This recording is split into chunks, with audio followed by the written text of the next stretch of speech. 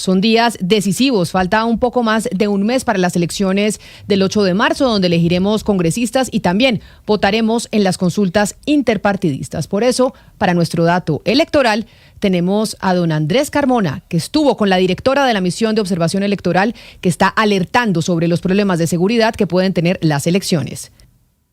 Les tenemos los datos y las movidas políticas de cara al 2026 y le hacemos el filtro a lo que usted se encuentra en redes. ¿Qué es verdad? ¿Qué es mentira? El dato electoral Blue.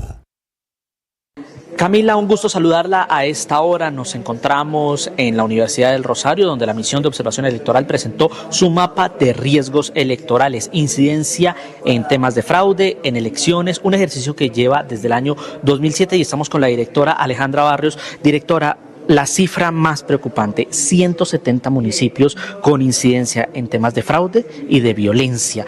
Expliquémosle a la ciudadanía en dónde son esos municipios y qué riesgos hay. Pues mira, sí, efectivamente, como acabamos de ver, 170 municipios son los priorizados en el mapa de riesgo electoral.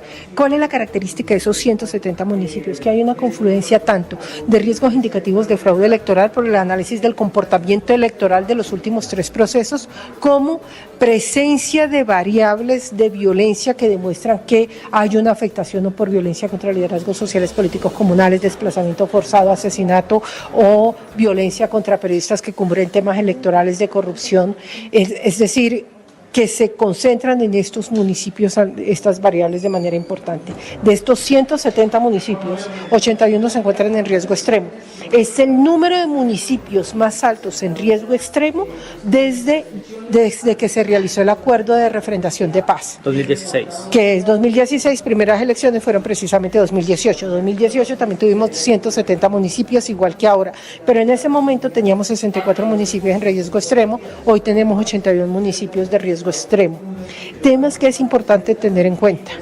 Están concentrados en algunas subregiones, 6 subregiones de este país, una de ellas un departamento que es el departamento de Arauca. Los municipios en riesgo de estos 170, Anden Pacífico colombiano, es un problema, realmente es un problema. Ahí hay absolutamente de todo, hay disidencias, hay bandas urbanas, hay Clan del Golfo, hay ELN, es decir, es una de las zonas más problemáticas de este país. Y tenemos todo lo que es el Bajo Cauca antioqueño, sudeste antioqueño, sur de Bolívar, departamento de Córdoba, que también se nos ha vuelto un corredor que va desde el Catatumbo hasta el Urabá chocuano.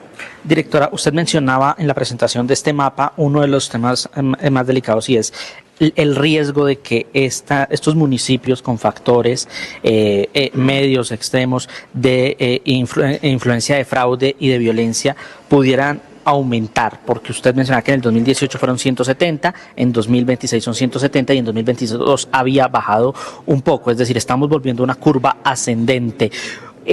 ¿Hay riesgo de que incluso lleguemos a momentos antes, por ejemplo, de la firma del acuerdo de paz? Mira, ese quizás es uno de los temas que más seriamente nos tenemos que tomar, no solamente en este momento electoral, esto hay que hacerlo después del momento electoral. Los niveles más altos de riesgos, de municipios en riesgo, se presentaron hasta el 2015. En las últimas elecciones antes de la firma del acuerdo de paz, que fue 2014, estamos hablando de 260 municipios en riesgo. Casi 100 más que los que tenemos hoy. No podemos seguir subiendo e incrementando esos niveles de riesgo. El nivel de riesgo mínimo que tuvimos fue elecciones 2010 con 200 municipios en riesgo. Hoy estamos hablando de 170 municipios en riesgo. Es decir, aquí hay que tomar unas medidas de fondo que pasan no solamente por las formas en que se están haciendo los diálogos con los diferentes grupos, pues los diálogos fracasados, solamente queda en Nariño uno de los diálogos que ya va en la 8ª ronda de conversaciones, que ha incluido temas electorales para que no se metan ni recursos ilícitos, no haya constreñimiento al elector, para que pueda haber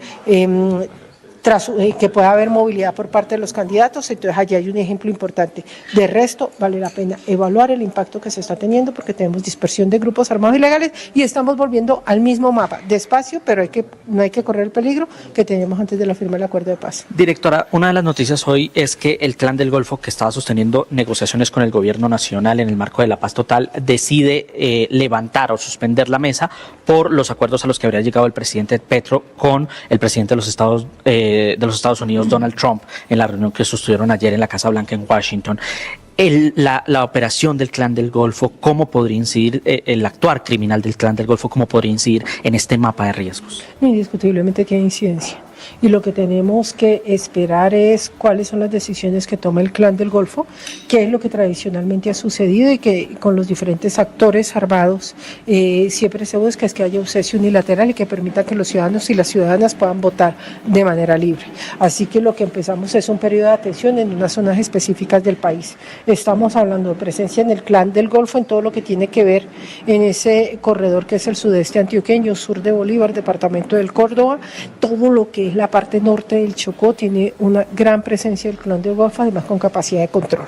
Entonces esperemos a ver qué es lo que está pasando. Sería una terrible noticia que el Clan del Golfo tomara la decisión de afectar el proceso electoral después de lo ocurrido en el diálogo con Estados Unidos. Me queda la pregunta de Bogotá, porque Bogotá hace parte de ese mapa. ¿Cómo entender la capital del país? La capital del país queda, si bien aparece dentro de los 170 municipios, tiene un tratamiento especial, sale del análisis específico de los mapas de riesgo. No es lo mismo hacer un análisis de violencia, de participación electoral, de dominio electoral en el municipio de Toribío, del Tarra, que hacerlo en la capital de la República. La capital de la República tendrá su propio mapa de riesgo electoral que va a estar zonificado por cada una de las localidades. ¿Cambió la forma de hacer campaña?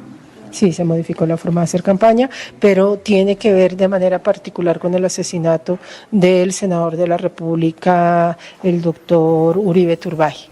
Perfecto. Directora Barrios, muchísimas gracias por estar aquí en Mañanas Blue 10:30. Ustedes sigan conectados. Graves datos sobre el riesgo electoral en varias zonas del país, Camila. Así es, Andrés, gracias. Y precisamente la consecuencia, entre otras cosas, de la reunión entre el presidente Gustavo Petro y Donald Trump, ese trabajo en conjunto para combatir el narcotráfico, genera pues una amenaza también para las elecciones por parte del Clan del Golfo, que es la organización criminal más grande que tenemos hoy en el país. Pero en otros datos electorales, Hugo Mario, en el Valle del Cauca, en la visita que hizo la candidata presidencial Paloma Valencia y el expresidente Álvaro Uribe a Cali, hubo mucha tensión. ¿Qué fue lo que pasó? Porque parece que la gente está muy agresiva en medio de la campaña con los candidatos. Mira, fue muy feo lo que pasó ayer en el centro de Cali. Momentos de tensión fueron los que se vivieron en horas de la tarde en esa zona comercial de la ciudad cuando llegó el expresidente Álvaro Uribe con su candidata a la presidencia, la candidata del Centro Democrático Paloma Valencia, para participar de un evento de campaña en un centro comercial. Algunos simpatizantes del Pacto Histórico rodearon ese centro comercial en donde se realizaba este evento, lanzaron arengas contra los políticos, luego terminaron enfrentados con los simpatizantes del Centro Democrático, hubo un herido. El llamado, Camila, es a que no se promueva ese tipo de violencia política, porque algo muy grave podría pasar a futuro. Creo que se ha presentado en otras ciudades, ayer fue en Cali, y pues ojalá, Camila, esto no se vuelva a repetir, ojalá los candidatos puedan salir a las calles, puedan ir a las ciudades, a los municipios a hacer campaña sin que se presenten este tipo de manifestaciones tan agresivas. Y sobre todo, Hugo Mario, después de que ya tuvimos un candidato presidencial asesinado, ¿no? Como que sí creo que se tiene que moderar el lenguaje desde todas las partes, desde los candidatos de derecha, los candidatos de centro, los candidatos de izquierda. Empezando por el presidente Gustavo Petro, debemos moderar el lenguaje para que cuando los candidatos salgan a las calles, ya sea presidenciales o de Congreso, pues no tengan que someterse a esta agresividad de parte de la ciudadanía. Ahí sí hay una responsabilidad enorme de los líderes políticos, empezando por el propio mandatario. Pero como usted lo dice, no solo fue en Cali, creo que en Boyacá sucedió lo mismo, Lina. Sí, mire, en Boyacá sucedió lo mismo y en ese momento María José Pizarro publicó el video en Twitter y recibió bastantes críticas porque, claro, varios simpatizantes de